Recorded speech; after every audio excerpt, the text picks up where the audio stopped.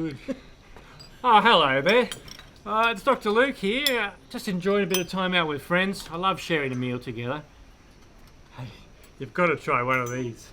Just watch the after effects. Anyway, this reminds me of another meal that Jesus shared with his close friends. It was a Passover meal with a twist.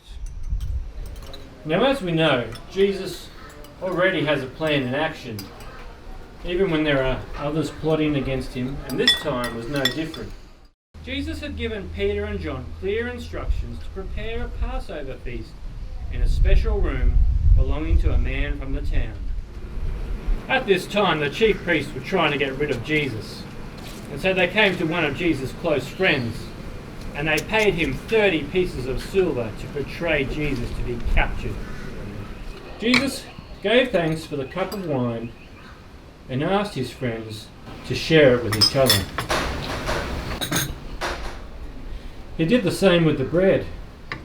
He gave thanks for it, and he asked it to be shared between them. Jesus told his friends that this bread was like his body. It will break, and the wine, like his blood, will be poured out. This was God's plan for a new promise, a new rescue plan. Jesus told them that every time they ate the bread and drank from the cup, that they should remember what Jesus had done for them by rescuing them from their sins. Just like the Passover lamb had to die, Jesus would have to die to cleanse people from their sins once and for all. Aha!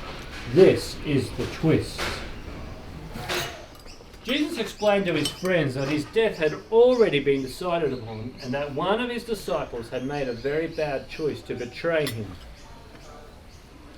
Sadly, Jesus' disciples started to argue about who would do such a thing. And then they started to argue about which of them was the greatest. Jesus said to them that foreign kings and rulers like to order and boss people around, so don't be like them. Instead, they should be like servants and serve each other. Jesus promised his friends a better life in God's kingdom because they had stuck by him during his time on earth. So that Last Supper that Jesus shared with his friends was reminding them and teaching them a way that they could remember Jesus and what he did for them, the way he served them and ultimately served them when he died on the cross for them. And we who follow Jesus, we need to be like Jesus. We need to serve like him. In fact, I'm going to put that into action now. Another onion. So remember Jesus. Remember the way he served us. And try to be like him.